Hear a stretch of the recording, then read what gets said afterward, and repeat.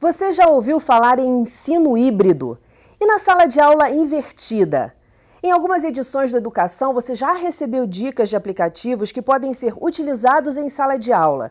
Nós também já discutimos como as mídias digitais podem auxiliar no processo de aprendizagem. Hoje nós vamos saber detalhes de como essas tecnologias digitais se integram ao ensino para promover uma educação personalizada. Isso mesmo. O ensino em que o professor transmite um conteúdo da mesma maneira para todos os alunos não considera que os alunos aprendem de formas diferentes. Mas como um conteúdo pode ser transmitido levando em consideração a personalidade de cada aluno? Para saber as respostas, um pouquinho de educação.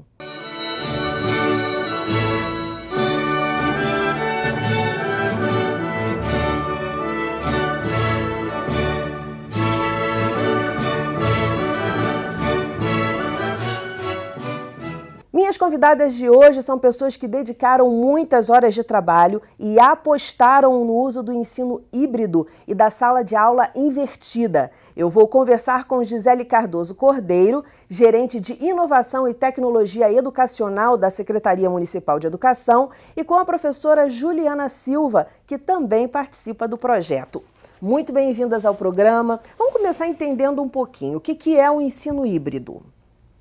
O ensino híbrido é uma metodologia, né, inovadora que chegou, acho que no Brasil agora há muito pouco tempo, mais precisamente 2011, 2012, e que traz uma forma diferente de organizar o espaço de sala de aula e o tempo de sala de aula.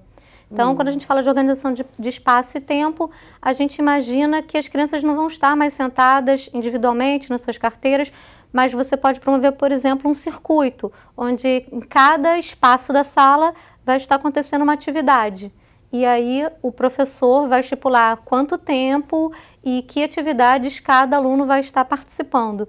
Assim ele consegue observar o desempenho do aluno em diversos circuitos, em diversas atividades e perceber quais são as facilidades e dificuldades desse aluno. Então, quer dizer, aquela coisa do aluno olhando para a nuca do outro, todo mundo de costas um para o outro, acaba no ensino híbrido. Essa aula expositiva, de que o professor vem, né, como um sabedor de tudo, transmitir o conteúdo e o aluno só vai absorver, né, todos os alunos vão absorver, isso acaba. Quando você organiza um circuito, então um grupo vai estar realizando algumas atividades de raciocínio lógico-matemático, enquanto outro grupo vai estar realizando uma atividade de produção de texto. E o professor, por exemplo, pode estar com um terceiro grupo fazendo estudo dirigido, dando maior atenção àquele aluno que tem uma dificuldade mais específica em algum ponto. Então, acaba com uma única atividade para todos. Isso transforma, por exemplo, na flexibilidade de você ter vários espaços com várias atividades onde esses alunos podem circular. E eles mesmos conseguem perceber onde eles têm mais dificuldade, onde eles têm mais facilidade e até interagir melhor com os outros grupos. Mas é uma forma diferente de abordagem, na verdade. Você não está trabalhando um conteúdo, você pode estar trabalhando vários conteúdos diferentes em cada área que está, em cada grupo, né, de crianças. E ali eles vão estar, além de produzindo conhecimento, eles vão estar vendo as dificuldades deles. Né? E nisso eles podem, com o professor, né, junto com o professor mediando todo esse processo, eles podem também estar trabalhando as dificuldades, entendeu? Agora, como é que é fazer isso numa sala que tem dezenas de alunos, gente? Dá para fazer? Dá. A gente tem experiências na rede municipal que relatam isso. A gente tem inclusive um livro sendo lançado, né, agora há pouco tempo, da Fundação Lehman, que conta a experiência de vários professores da rede municipal, o professor Eric Freitas e a professora Flávia Moura, por exemplo. E nesse livro eles contam como é que eles organizaram a sala de aula de segundo segmento, né, num circuito, utilizando tecnologias e atividades que não tinham tecnologia, e assim eles promoveram uma aprendizagem mais personalizada, porque ele, por exemplo, no circuito que era de pensamento lógico, se ele percebia que o aluno tinha mais dificuldade ali, ele sentava naquele circuito e ali ele agia localmente, enquanto os outros circuitos estavam fluindo normalmente. Então ele conseguia dar uma atenção individualizada. Apesar da turma ser grande, ele tinha um momento com cada aluno separado. E aquilo ali era muito benéfico para esse aluno que tinha uma dificuldade específica, por exemplo. É claro que o professor tem que avaliar a questão da realidade, adaptar, fazer as adaptações, porque não tem como você colocar uma metodologia, né, inovadora assim, totalmente como ela deveria ser feita. Mas adaptando a sua realidade, você consegue um bom resultado. E estudando bastante, né? Porque não tem como se aplicar algo novo sem estudar bastante, sem planejar bastante. Agora, o ensino híbrido, ele inclui o uso da tecnologia? Também pode, porque como você tem estações, você pode estar trabalhando tanto coisas tradicionalmente que a gente trabalha em sala de aula, quanto também a utilização de recursos educacionais. Como ele envolve a questão digitais, de proatividade do aluno, então ter um computador, por exemplo, permite que ele mesmo pesquise alguma fonte, ou você trabalhe, por exemplo, com gamificação naquele circuito. Então você traz outras possibilidades. Você ter a tecnologia nesse tipo de metodologia, você traz outras possibilidades que não só a questão da leitura, né, e da escrita. Então você tem dezenas de outras maneiras, porque é aquela coisa da personalização. Tem aluno que é melhor visualmente, então ele aprende melhor com videoaulas do que num livro. Tem aluno que aprende melhor no game. Então ele traz outras possibilidades, né, para se adequar ao perfil de cada estudante. A questão da inovação é justamente isso. Você apresenta uma gama de possibilidades de formas de aprendizagens que você pode ter ali.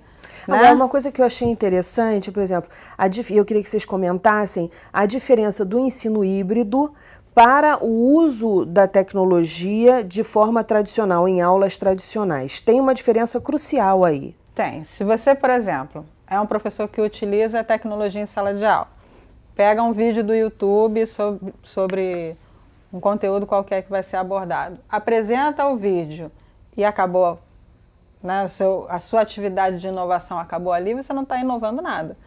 O vídeo está substituindo o livro didático que você está trabalhando, está sendo tanto expositivo quanto um livro didático que você estivesse trabalhando. Você não está respeitando a individualidade do aluno. Você trouxe um único vídeo para fazer uma única atividade para uma turma inteira. Enquanto que no ensino híbrido você começa a perceber as nuances, né? Como cada aluno aprende. E o próprio aluno, né?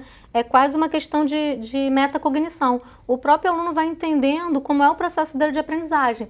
Porque o processo de aprendizagem é diferente, né? Então, cada um aprende de uma maneira. Umas pessoas trabalham melhor com a questão lógico-matemática, outras pessoas precisam do concreto, outras pessoas trabalham melhor com a questão da leitura. Então, cada um vai ter um processo de aprendizagem diferenciado.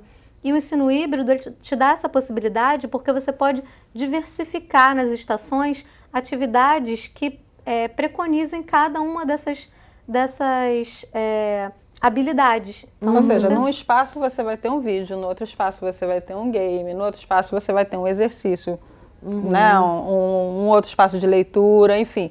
Você dá uma gama de possibilidades para aquele aluno poder, né, se desenvolver e crescer, na verdade, na questão da aprendizagem. Muitas vezes ele se descobre, né? Porque muitas vezes ele se descobre, ele começa a entender que ele consegue aprender mais facilmente, por exemplo, relendo a matéria. Uns conseguem aprender mais facilmente quando ele faz exercícios. Então, o próprio aluno acaba se descobrindo, né? Como um ser que aprende de maneiras diversas. E aí cada um tem a sua característica muito particular, que aí o ensino híbrido ele vem contemplar isso, a característica de aprendizagem particular de cada um. O aluno deixa de ser aquele cara passivo dentro da sala de aula para ser protagonista do conhecimento. Sim. Ele está ali participando, produzindo, trabalhando em equipe, desenvolvendo várias outras habilidades que não só assistir uma aula e memorizar aquele conteúdo. Entendi. O que dá para entender é que há uma liberdade também nesse protagonismo, uma liberdade, né? E quando ele se sente mais autor do próprio projeto, vamos dizer assim, que é o projeto de aprendizagem, eu acho que isso deve dar um estímulo muito grande para ele, e desperta o interesse, que hoje os jovens têm uma dificuldade muito grande nas escolas, na maioria das escolas, justamente pela falta de interesse. Porque quando você coloca uma aula expositiva, daquela igualzinha que se fazia no século passado, né? As crianças, com o tempo, vão deixando de querer aprender, de querer ir para a escola, de querer participar, né? Tem a relação com o tempo também. Ele não está fazendo mais 50 minutos de uma mesma atividade, porque como é uma atividade rotacionada, A cada tempo de aula, a cada minuto ali, ele está fazendo uma atividade diferente. Então, até aquela questão de, ai, não aguento mais, já cansei dessa aula, não. Porque o professor daqui a pouco, olha, vocês vão rodar, quem está nessa atividade vai fazer aquela. Então, ele consegue entender que deixa de ser aquela coisa monótona de 50 minutos ou de 2 tempos de 50 minutos para atividades mais flexíveis. Isso também torna o aprendizado mais leve. A forma que a gente se comunica é diferente hoje, a forma que a gente se relaciona é diferente hoje e isso está na escola, né? Está em todas as redes sociais da gente. Então a escola ela tem que ter uma forma diferente de se comunicar e uma forma diferente de se relacionar também. A sociedade é outra, né? E a gente tem que trazer isso para dentro da sala de aula também, né? Eu não sei se existe uma receita pronta, né? Eu acho que o ensino híbrido, ele é mais uma metodologia que vem somar e ajudar, né? E eu acho que cada professor, como é uma coisa que eu te falei muito recente, cada professor vai se descobrindo ali, dentro do seu planejamento, das suas possibilidades, uma maneira de atuar, né? Dentro da sala de aula. E ele traz um pouco isso também, da flexibilidade do seu planejamento. Ele é mais trabalhoso para o professor, né? Realmente muito mais trabalhoso. Você tem que ter, você acaba construindo trilhas de aprendizagem para cada aluno, conhecendo como é que é o processo de aprendizagem de cada aluno, onde a dificuldade. E esse é o ganho, apesar de ser mais trabalhoso, você começa a conhecer melhor o seu aluno. Porque quando você, por exemplo, não está simplesmente numa mesa, você está circulando ali, você começa a perceber aonde aquele aluno se sai melhor. Então você começa, poxa, aquele cara ali, ele é muito melhor naquele tipo de atividade, eu observo que ele pesquisa melhor, pô, aquele cara ali, ele escreve melhor, você consegue ver o desempenho dele em cada uma dessas atividades, né? E é importante que você colocou também a questão da qualificação. O professor tem que buscar, né, como trabalhar isso de forma eficaz, de otimizar esse processo todo em sala de aula. Porque se ele não tiver um planejamento, se ele não tiver exatamente o que ele vai trabalhar, o objetivo que ele vai trabalhar em cada estação dentro da sala de aula, acaba se perdendo também.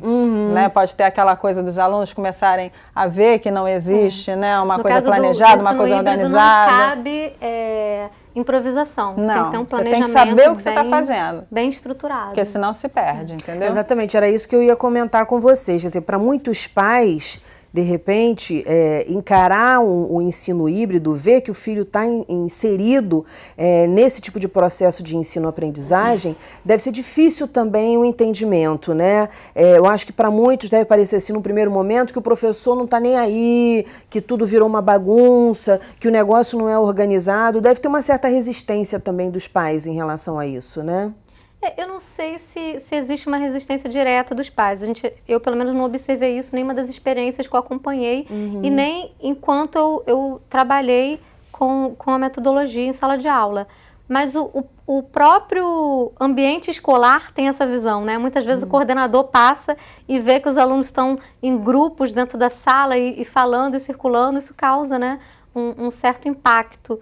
Mas eu acho que, como toda inovação, né, você tem um período mesmo de adaptação. Exato. Até que todos compreendam que aquilo é um processo e que aquilo ali também tá sendo organizado, que tem sua lógica, né, seu tempo de organização e adaptação. Pedir para vocês segurarem um pouquinho, a gente vai para um breve intervalo e volta já já. Não desgruda!